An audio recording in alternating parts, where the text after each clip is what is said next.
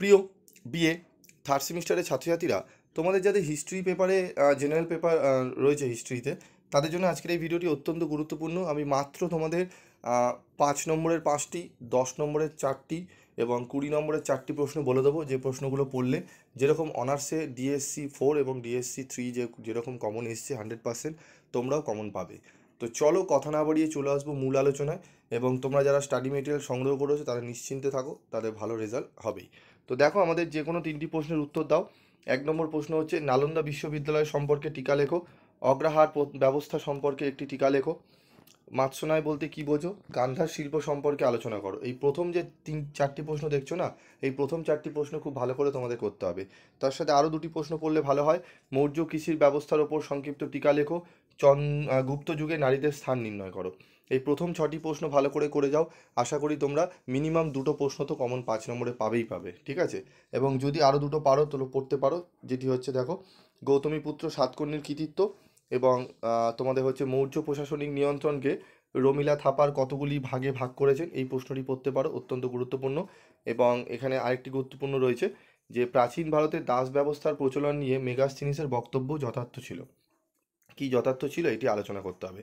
তার মানে ঝ এবং নিয় প্রশ্নটা পড়বে এবং ক থেকে উমা অবধি পড়বে, একদম তোমরা কমন পেয়ে যাচ্ছ, ঠিক আছে? আর যদি প্রত্যেকটাই তোমার পড়ার থাকে তাহলে একবার রিভাইজ করে নিও, তাহলে একদম 3-5 নম্বরই অ্যাটেন্ড করে আসতে পারবে, ঠিক আছে?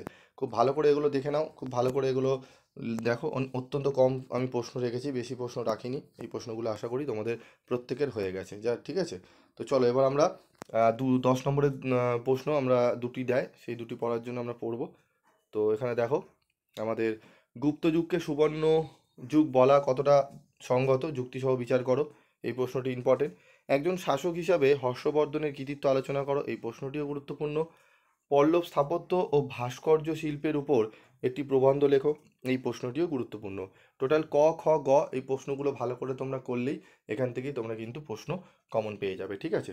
3টে থেকে তোমরা মিনিমাম একটি প্রশ্ন তো কমন পাবেই। এর সাথে তোমরা আরেকটু পড়তে পারো, গুপ্ত যুগকে ভিত্তিভূমি বলে কেন চিহ্নিত করা হয় এবং গৌতমীপুত্র সাতকর্ণীর কৃতিত্ব সংক্ষেপে বিবৃত করো, ঠিক আছে? এই উম চ ছ এবং ওখানে ক খ গ টোটাল 6টা প্রশ্ন দিলাম। একদম এখান থেকে তোমরা 2টো 10 নম্বরে কমন পেয়ে যাবে। বোঝাতে পারলাম? চলো এরপর আমরা 20 নম্বরের প্রশ্নগুলো দেখে নেবো। চলো 20 নম্বরের প্রশ্ন দেখো, যে কোনো 2টি প্রশ্নের উত্তর দাও। কুষাণ সম্রাট কনিষ্কের কৃতিত্ব লেখো। সাম্রাজ্য বিজেতা হিসাবে সমুদ্রগুপ্তের কৃতিত্বের মূল্যায়ন করো। মৌর্য সাম্রাজ্যের পতনের কারণগুলি আলোচনা করো, ঠিক আছে? এখানে খ এবং গ খুবই গুরুত্বপূর্ণ প্রশ্ন। উত্তর ভারতের রাজনৈতিক আধিপত্য প্রতিষ্ঠার জন্য পাল, প্রতিহার এবং রাষ্ট্রকূটদের মধ্যে সংগঠিত ত্রিশক্তি সংগ্রাম আলোচনা করো। গুপ্ত সাম্রাজ্যের পতনের জন্য হুনদের আক্রমণ কতটা দায়ী আলোচনা করো। কুষাণ সম্রাট কনিষ্কের রাজনৈতিক ও সাংস্কৃতিক কৃতিত্বের বিবরণ দাও। প্রাচীন ভারতে নারীর অবস্থান নিরূপণ করো। এই প্রশ্নগুলোর মধ্যে যেগুলো স্টার রয়েছে সেগুলো ভালো করে করে যাও, একদম 100% কোশ্চেন তোমরা কমন পেয়ে যাবে। এবং পিবি স্টাডি ক্লাসের সাজেশান মানেই কম সাজেশান, কমন বেশি, ঠিক আছে? এবং স্টাডি মেটেরিয়ালও অত্যন্ত কম রেমুনারেশনে পাওয়া যায়। অনেকে তোমাদের ম্যানুপুলেট করে যে কম টাকায় দিচ্ছে, আমার থেকে না, আমি 500-600 টাকায় বেস্ট কোয়ালিটি দিচ্ছি, অন্য জায়গায় এত কমে দিচ্ছে কী করে? কমে দেওয়া যায়, ইচ্ছা থাকলে সবে কমে দেওয়া যায়, যদি নিজে তৈরি করো বা তোমার নিজস্ব যদি কোচিং সেন্টার টিচার থাকে তাহলে পারবে। অন্যের থেকে ভায়া হয়ে 400 টাকা দিয়ে কিনে মাঝে 200 টাকা কমিশন খেয়ে ওইভাবে বিক্রি করলে তাহলে তো হবেই, দাম বেশি হবেই, ঠিক আছে? এবার স্টুডেন্টরা তোমরা ঠিক করবে যে তোমরা বেস্ট কোয়ালিটির কম টাকায় নেবে না বেশি টাকায় কারি টাকা দিয়ে তুমি সাজেশান নেবে। যাই হোক, আজকের মতো ভিডিওটি শেষ করছি, দেখা হচ্ছে পরবর্তী ভিডিওতে।